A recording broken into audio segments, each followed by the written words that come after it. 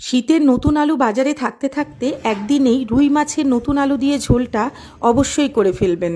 দুর্দান্ত হয়, ফাটাফাটি হয়। এই মাছের ঝোলটা কিন্তু দারুণ লাগে খেতে গরম ভাতের সাথে। বাড়িতে অবশ্যই একবার করে কমেন্টে অবশ্যই জানাবেন যে কেমন লাগলো। রেসিপিটা চট করে একবার দেখে নিই, তাই না? এখানে আমি রুই মাছ নিয়েছি, তার মধ্যে আমি লবণ, হলুদ আর অল্প সর্ষের তেল দিয়ে মাছটাকে মেখে নেব।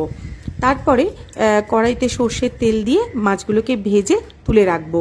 এটা চাইলে কিন্তু আপনারা কাঁচা মাছ দিয়েও করতে পারেন, কিন্তু আমি রান্নাটা ভেজেই করেছি। আমার এখানে সমস্ত মাছ মাখানো হয়ে গিয়েছে। তারপর কড়াইতে সর্ষের তেল দিয়ে মাছগুলো আমি ভেজে নিচ্ছি। অন্যদিকে নতুন আলু সেদ্ধ হতে কিন্তু একটু সময় লাগে।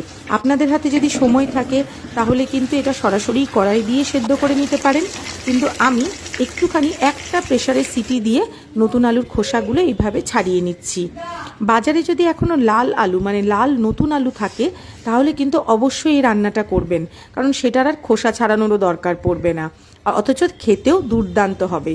আর মশলার মধ্যে আদা নিয়ে নিয়েছিলাম, কাঁচা লঙ্কা নিয়ে নিয়েছি, রসুন আর রাঁধুনি। এই মশলাটাই কিন্তু আদা, রাঁধুনি, কাঁচা লঙ্কা আর রসুন আর পেঁয়াজ, এই মশলাটাই কিন্তু এই রান্নাটাকে অন্য রান্নার থেকে সম্পূর্ণ আলাদা স্বাদ দেয়।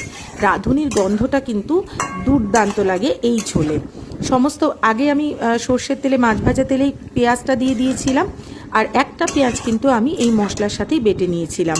সমস্তটা দেওয়ার পরে দুটো টমেটো কুচি করে দিয়েছিলাম, দিয়ে দিচ্ছি স্বাদ অনুসারে লবণ।